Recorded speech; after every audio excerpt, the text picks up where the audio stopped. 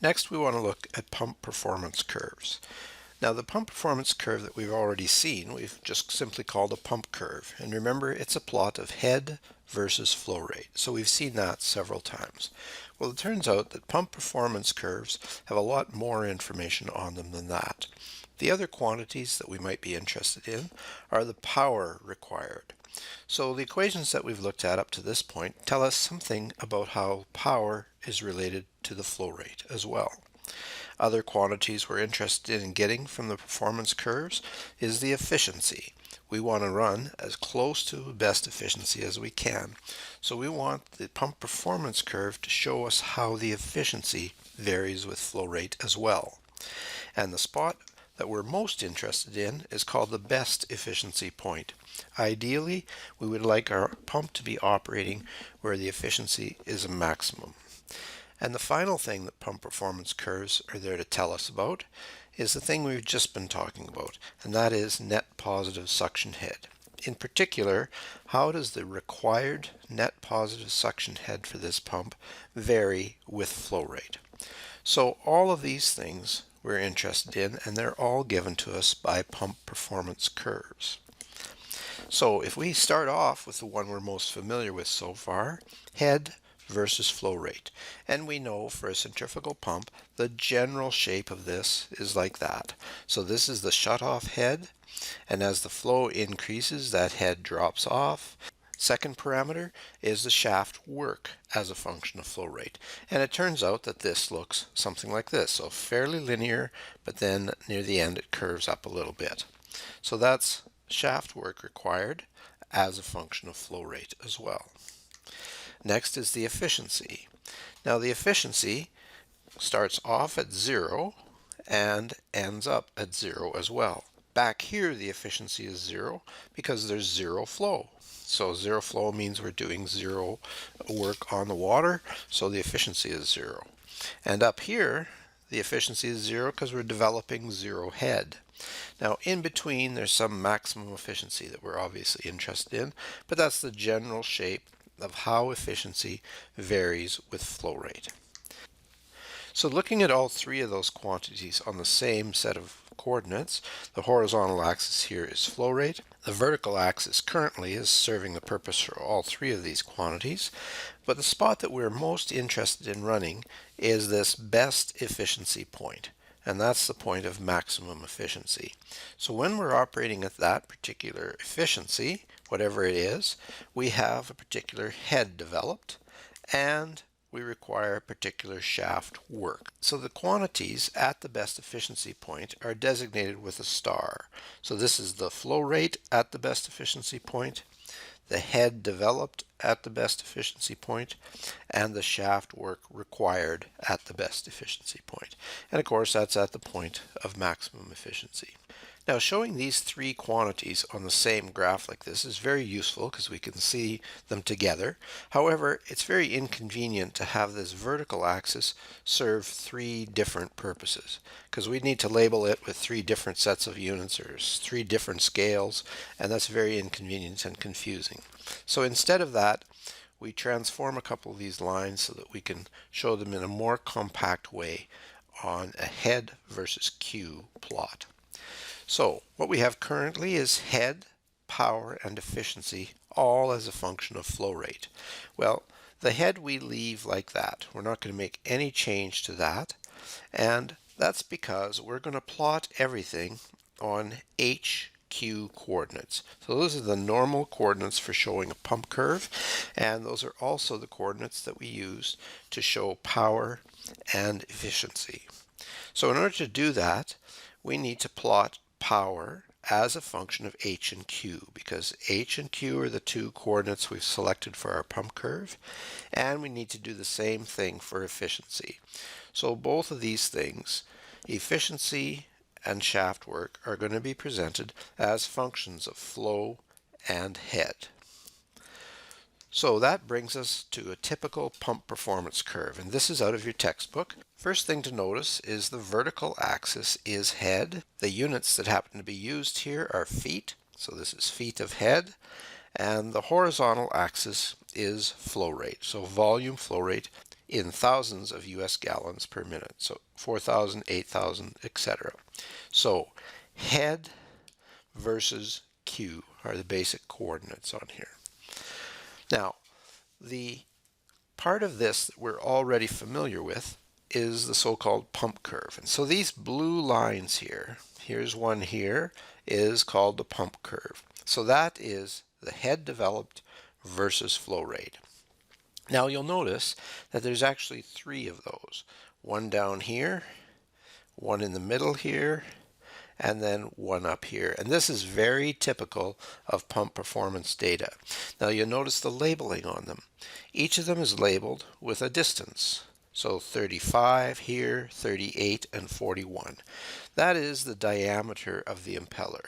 So this pump is available with impellers of various diameters, and this single curve allows us to see the effect of changing the impeller diameter. So we could order this pump with a 35-inch impeller, in which case we would just pay attention to this line. These other two become irrelevant, and so on. So three different pump curves for three different sizes of impeller. Now the other thing to realize is that this entire plot, everything on this plot, is valid for a speed of 710 revolutions per minute. And we see here a very common variable used for pump speeds, and that is a lowercase n. And we're going to see that pop up in the notes soon as well. So n is the speed in revolutions per minute. So everything on this pump curve is for 710 RPM. The next thing that we're going to look at are lines of constant brake power. And so that is these black diagonal lines here. Okay, so if you take a look at these lines slicing through here, those are lines of constant brake horsepower. So remember, we said our shaft power can be written as a function of H and Q. Well, this is a graphical representation of that. Power as a function of two variables, so it shows up as contour lines on our HQ coordinates. And notice the labeling here. So this lower line is 1000 bhp, that stands for brake horsepower, 1250 brake horsepower, and 1500 brake horsepower. So that shows us the power that would need to be supplied to this pump as a function of H and Q. The next set of lines that are very important on here are lines of constant efficiency, and that's these curved lines here, and you see they're labeled as well. So poor efficiency over here, 60%, getting better, 72, 80, 88. So this line of constant efficiency is 88%. And then right in the middle here is a label 89%. So the best efficiency point is right about there. Okay? And then notice it drops off again, 88, 86, 84. So again, that's efficiency as a function of H and Q. So efficiency is a function of two variables, so it's shown as a set of contour lines. The next piece of information we see on here is NPSH. And because this is presented on a pump curve, it's a characteristic of the pump. So even though it's not noted here, this is NPSH required because that's a characteristic of the pump. Now, this is showing us NPSH as a function of Q. They're only showing it over a relatively narrow range of flow rates here, from 16,000 up to 28,000 from 16,000 up to 28,000 US gallons per minute. But notice that NPSH has its own scale here. So this scale is head, that's for sure, so we could use it, but notice the numbers are way different. The range that we need here is only from 10 to 25. So if we presented this data using this scale, it would be way down here somewhere. So usually NPSH has its own little scale, typically off to the right like this, that we use specifically for it. So that's the net positive suction head required. And notice as the flow rate increases, that increases. I'll just illustrate an example of how this works. So all of this is pump performance data. Let's say we had the 38-inch diameter version of this pump, and we hooked it up to a piping system whose system curve looked like this. Okay, so we would first of all find our operating point. It's the intersection of the system curve and the pump curve. So that's right there. So there's lots of things this will tell us about how this pump will perform when it's hooked up to that piping system. The first thing we realize is we're going to obtain that flow rate. So this Q looks like about 17,500 gallons per minute. So we know that's the flow rate we would get. We're probably not as interested in the head developed, but if we were, this would be the head. Looks like about 240 feet of head. We're interested in what the efficiency of the pump would be if it was operating there. Well, notice we're just a little bit bigger than 88%. Certainly long ways away from 89%. So I'd say this is just over 88%, maybe 88.1 or so. So that's what the efficiency of our pump would be. What would the power requirements be? Well, notice we're partway between 1,000 and 1,250. So that's about 1,200 brake horsepower there probably. Now we could do a lot more accurate interpolations there, but that's the idea, is we can get the flow rate, the power, the efficiency from that.